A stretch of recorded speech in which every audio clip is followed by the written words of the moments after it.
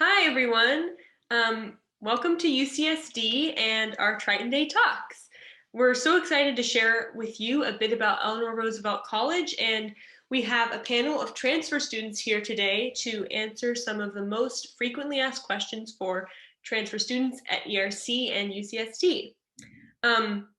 Although we know that the goal of the UC system is to return to in-person learning and living as much as possible for fall 2021, when you all might be here, we're also aware that no one really knows what it's going to look like at that time of year.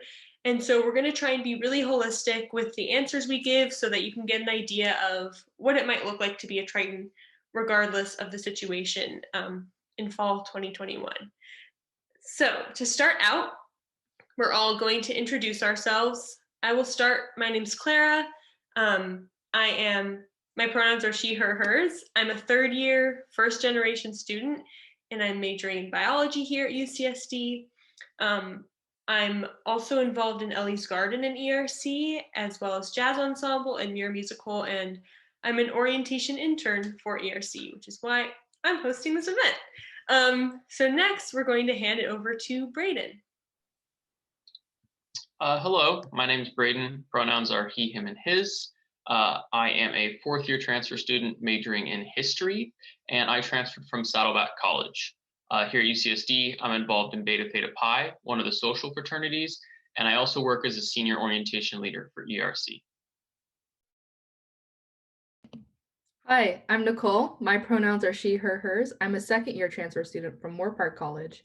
I'm majoring in biochem and minoring in business. Here at UCSD, I'm involved with the Student Council ERC, Associated Students, the American Chemical Society Club here on campus, and the Pre-Dental Society. Awesome. Nice to meet you both. Thank you for being on our panel. So we're going to start out with some questions about the colleges. So this first one's for you, Nicole. What is the college system at UC San Diego? So the college system here at UCSD, we have 7 different colleges here on campus, each with a different philosophy. For Eleanor Roosevelt College, our philosophy is developing world citizens through scholarship, leadership, and service. The 7 colleges here on campus are used to facilitate a smaller community setting within the university as a whole. Each college has its own academic advising, student affairs, counseling, and psychological services staff. Dining halls, eateries, and residence halls all in one little area.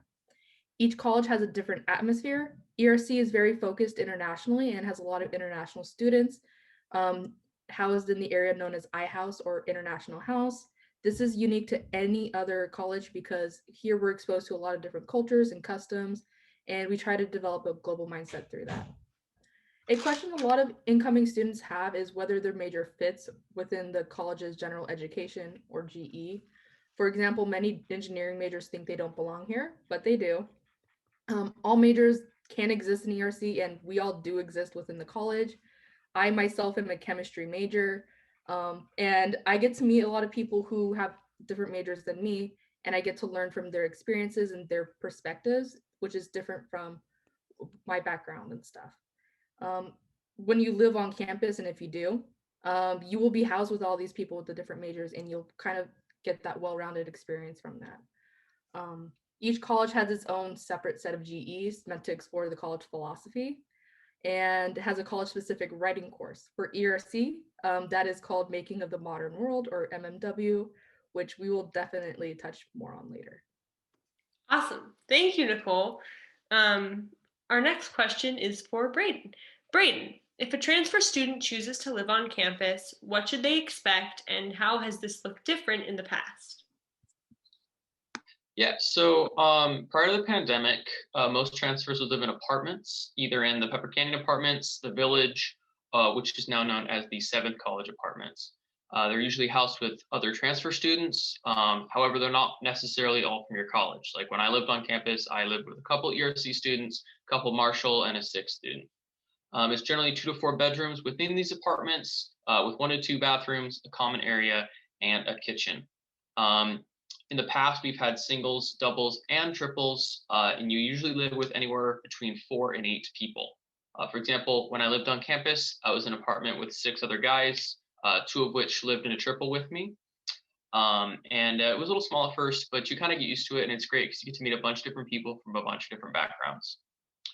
Something cool about the village at Pepper Canyon is that it's near the mass transit trolley that is supposed to be, it's currently under construction and is supposed to be finished and operational sometime at the end of this year, 2021.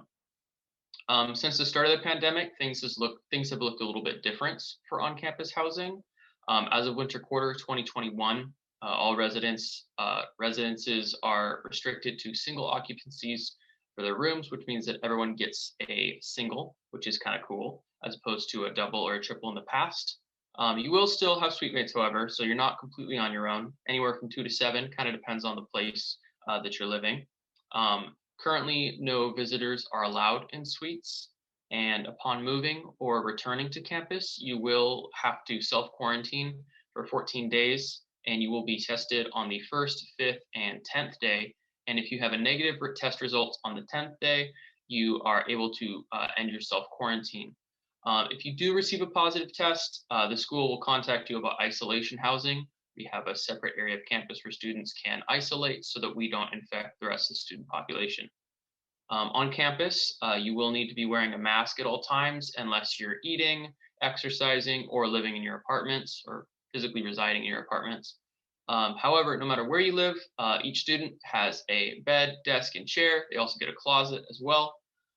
Something that that really helped me when I was living on campus with roommates was kind of setting ground rules, expectations. That way that you can have the most beneficial and just a good experience when you're living on campus. If an issue ever did come up too, we can usually talk about it. You can always go to your RA as well if things if they escalate. There's also Wi-Fi on campus. You'll be able to use that for pretty much everything. It's pretty easy to connect via your computer and stuff like that. If you have TVs, like smart TVs or any other devices, sometimes you can work with ResNet to actually set those up as well. In addition to that, each building has 2 resident advisors or RAs. There are students that oversee the general well-being of those who live in their building. They help kind of facilitate a safe and welcoming community. There's also community events that they put on, study breaks, they have newsletters, and other stuff like that, just to kind of help you out when you're living on campus. There's also cleanings. Custodial staff, they clean the common areas, suites, as well as the bathrooms of the apartments and the suites. They come to the res halls usually every weekday, and apartments once a week. Once or if we are no longer limited to single occupancy housing in the fall, if you do want to share a room with an incoming student, there is a request form available. In order to have the best chance of getting paired up with somebody, it's important that both of you request to live with the other person. Finally, there's no curfews on campus. However, there are quiet hours, weekdays by 11 p.m., weekends by 1 a.m., just so that you and your fellow students can sleep and study and aren't disturbed too much. You don't need to check in or out with anybody when you leave campus. However, it is good to let your roommates or friends know where you're going just in case. And there's also residential security officers or RSOs that patrol and just walk around the residential areas at night. So just in case something happens, something goes wrong, you can always contact them as well. Your RA usually gives you a phone number of the RSOs on duty. They carry a dedicated phone that you can contact anytime. Awesome. Thank you so much, Braden. Yeah, people are still living on campus. It looks a little bit different, but it's going to be happening somehow in the fall, I'm sure. All right, so our next question is back to you, Nicole. What is a normal day on campus like? How do students do everyday things like laundry, get food, and study? And how has this changed in light of COVID? What stayed the same? So pre-COVID, I would wake up, go to class in person, grab a quick lunch between my classes. I would go to a chem lab. I usually had it in the evening. I would then go to an org meeting, got some free dinner, and went back to my apartment and did some homework and finally went to sleep. A lot of that has not changed post-COVID. Instead of walking to my in-person classes, I would just log on to Zoom through my computer. But realistically, every other aspect of my college experience hasn't really changed that much. For those who are living on campus, though, We do have laundry rooms available all around campus, and they still are available, so you can go and do your laundry at practically any time of the day. I have done my laundry at 2 a.m. It is open. You can go and buy groceries from the campus markets using dining dollars, and you can get fully prepared meals at the campus dining halls or in Price Center. For those who are wanting to use the dining halls, we have 13 different dining halls on campus. It is not the swipe buffet system that some other universities have. Instead, we are on the dining dollar program, which means it's kind of like your ID card's a debit card in a way. So you pay for what you order, and you can do that through our Triton to Go app, which has been very helpful during COVID.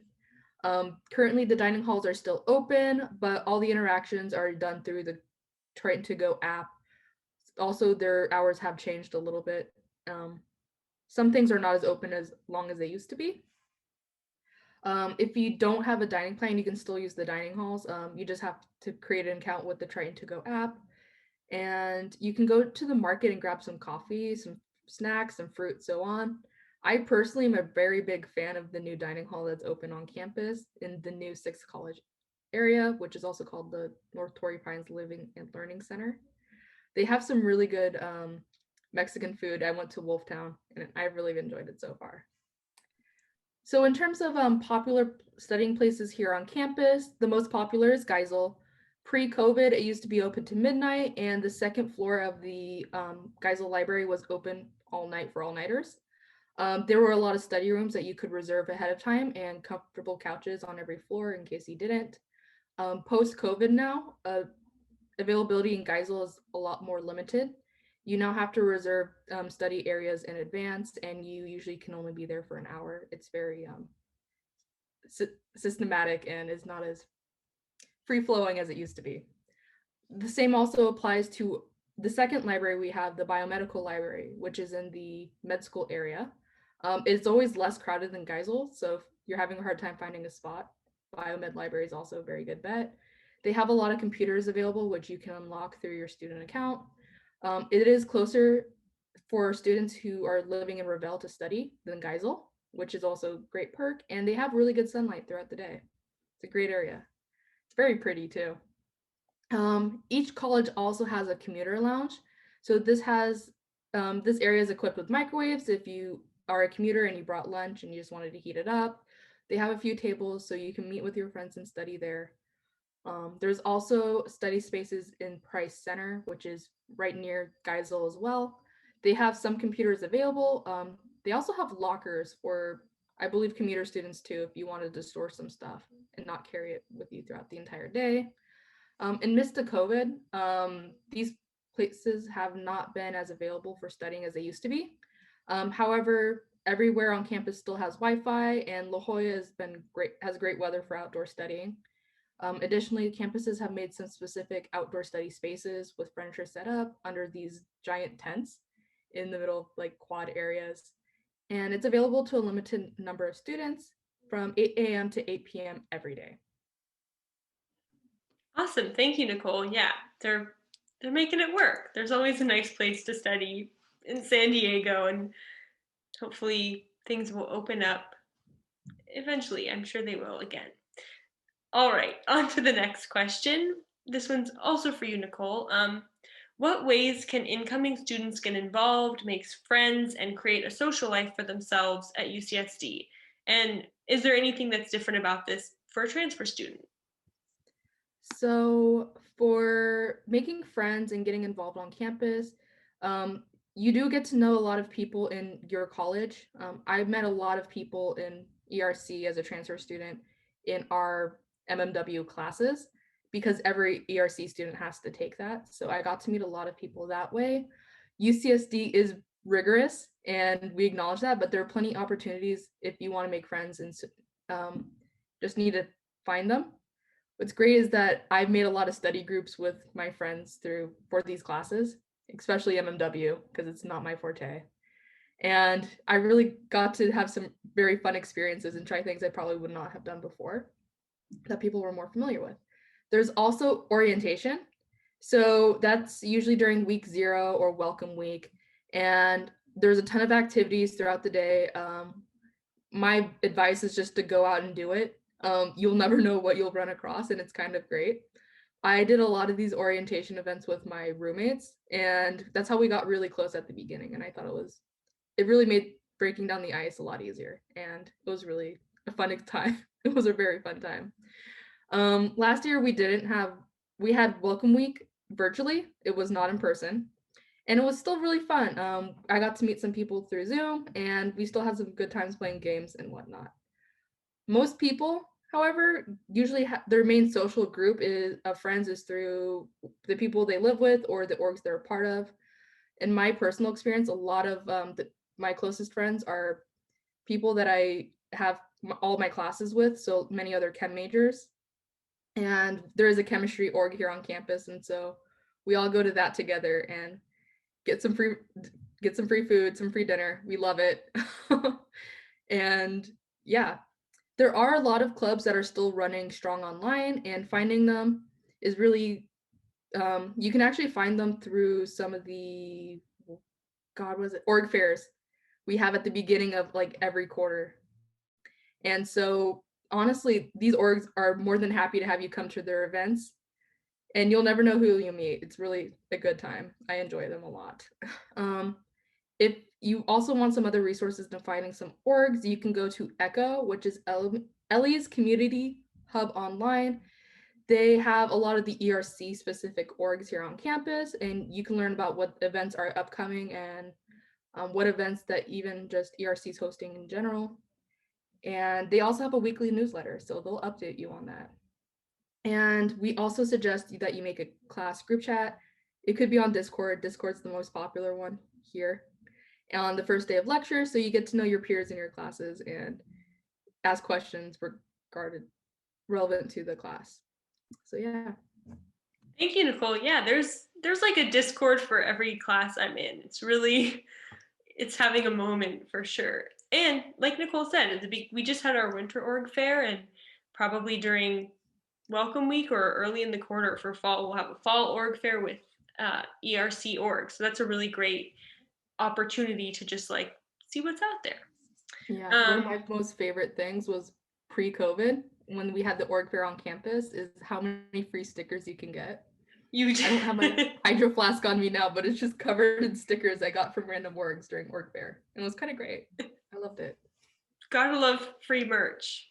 Free merch. You can't go wrong. You can't go wrong. Thank you, Nicole.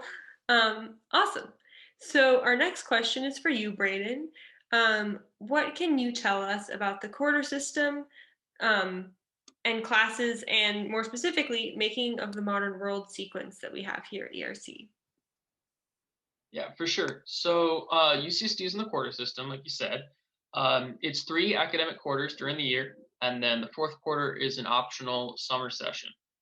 There's summer session 1 and summer session 2 in that quarter. Each quarter is 11 weeks with 10 weeks of classes and a finals week at the end. It's a little bit different and much faster than the 15-week semester system. So, for example, when I transferred from a semester school, it took a couple weeks to get used to the faster pace. But usually by the end of fall quarter, beginning of winter quarter, you're pretty adjusted to it, and it's not that bad. Most students will take 3 to 4 courses, which is about 12 to 16 units per quarter.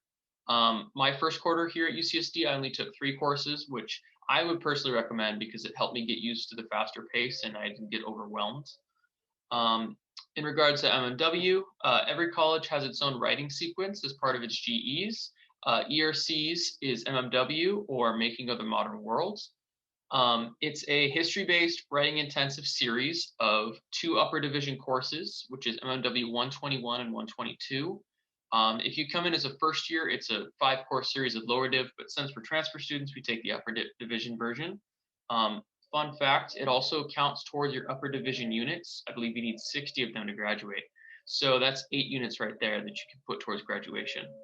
It's designed for students of all majors, integrates history, writing, and scientific developments throughout history. Most of the courses have a historical research paper at the end. It's about like 8 pages or so. And you can write on the topic of your choice, which is really nice.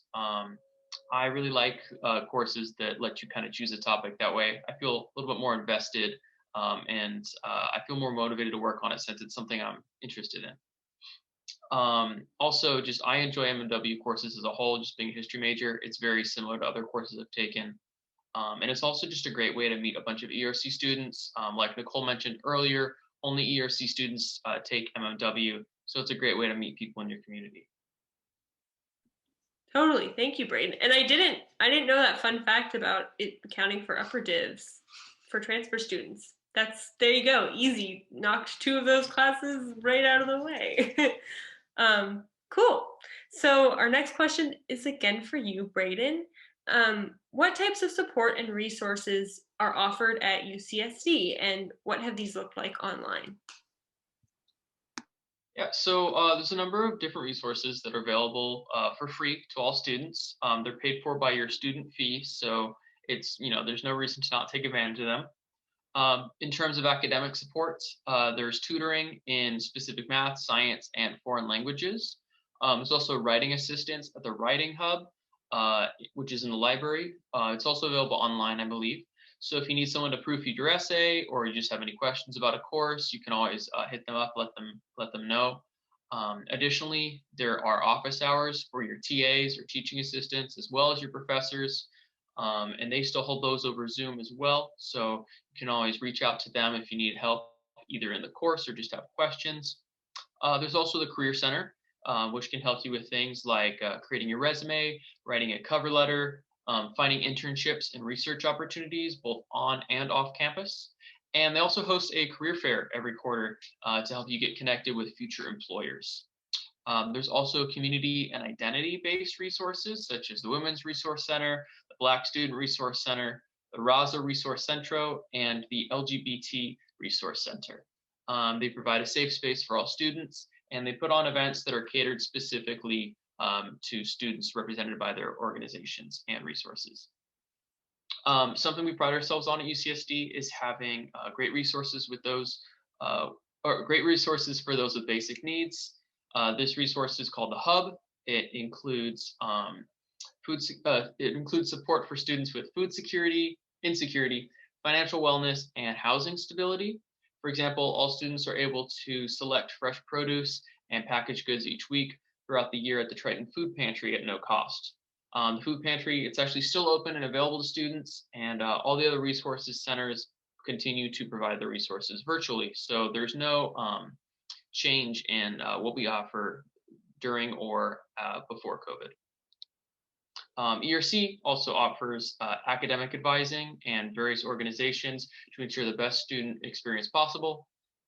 The academic advising before COVID, you could either do a walk-in or you could ask questions to the Virtual Advising Center, or VAC. They're still doing a similar thing these days. They're still a Virtual Advising Center, and then they have walk-in advising, where you just sign up via your student ID, and then you get a Zoom link and you just hop in and ask them any questions that you have. Your major departments are also a great resource for advising and for helping you plan your major related courses.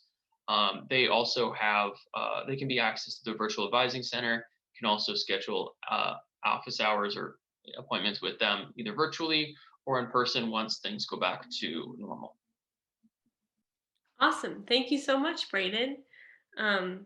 Cool. So next, Nicole, we have a question for you. Many students and their families are concerned about safety, health, and wellness on campus. Can you explain what resources our campus has to ensure students' well-being? Yeah, of course. So the first one, all addresses physical safety.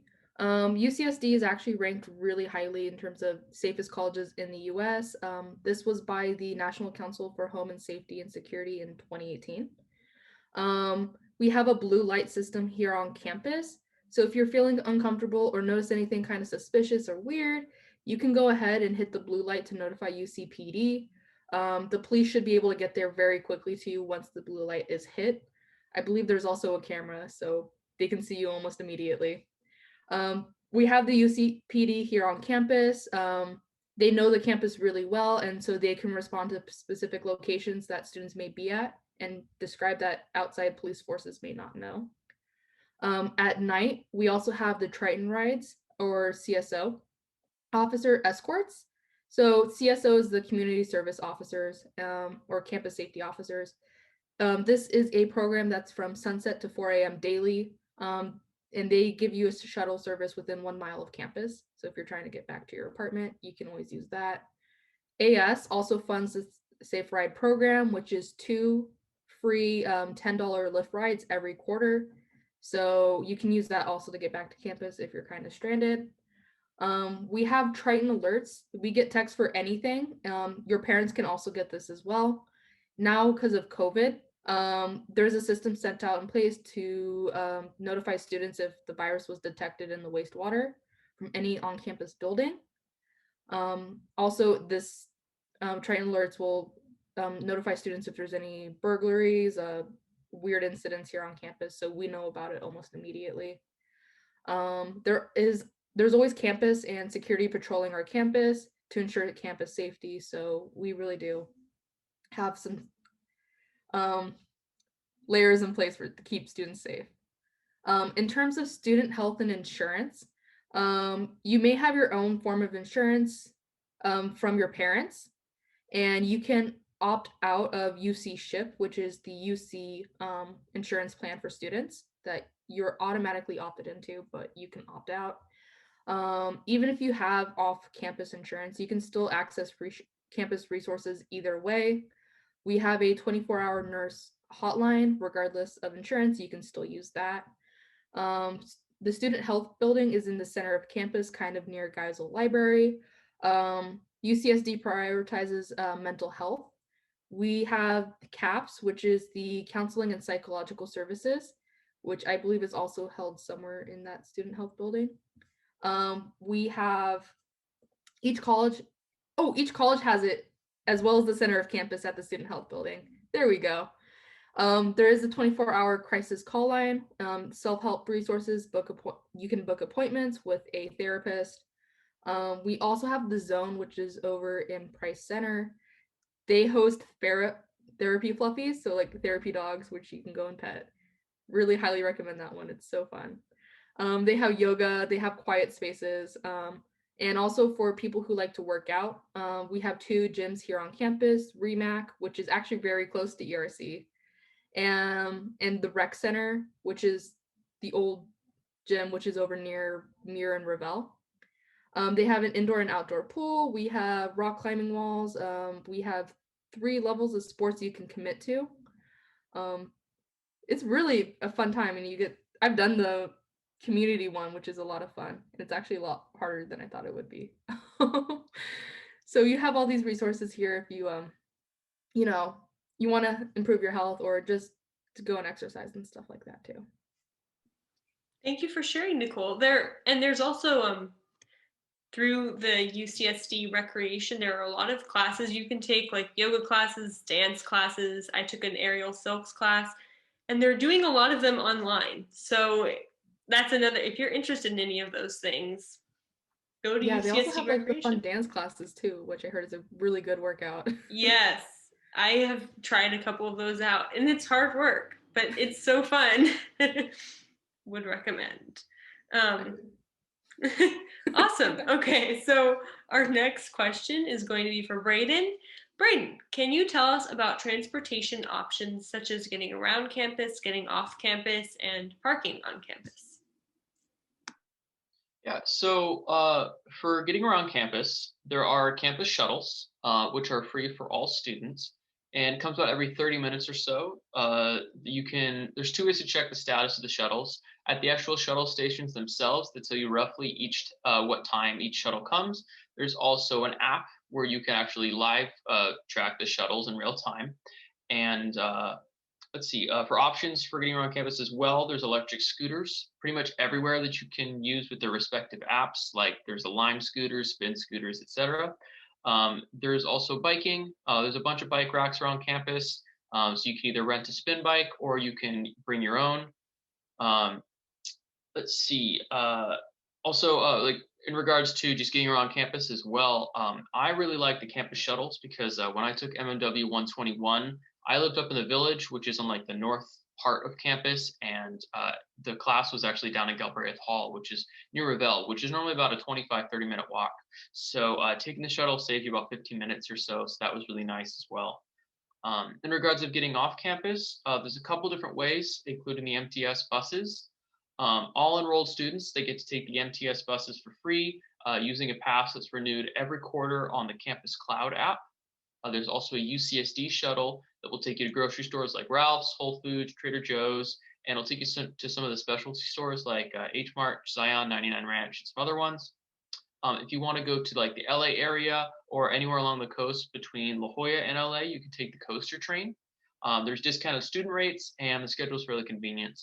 For students living off campus, like I said earlier, there's the MTS bus service. It's pretty popular for students who are commuting. They don't want to deal with parking on campus. And there's a couple of zip cars on campus as well that you can utilize. In regards to parking, transfer students, they're able to purchase either a student or student resident parking permit. It depends on if you're living on campus or not. Something to keep in mind though is there is a limit to certain quarters as to how many parking passes are able to be purchased. So just kind of keep in mind when the parking pass date rolls around when you're able to buy them. Each student, they're also allowed 10 free weekend parking passes per quarter. So if you don't want to buy a parking pass or you have a friend visiting, they can utilize those as well. If your parents, family, or friends want to visit, they can purchase a visitor one, or like I said before, they can use one of your free weekend passes. They're welcome on campus anytime, COVID or not. Obviously they can't visit you in your room these days, but they can visit you outside around campus. Awesome. Thank you so much, Braden. Okay, so we've basically come to the end of this. Just to close out, I'm just going to talk a bit about what the Return to Learn program looks like at UCSD. We as a UC system, I think entirely have the goal to be back in person, if possible, or as much as possible by fall of 2021.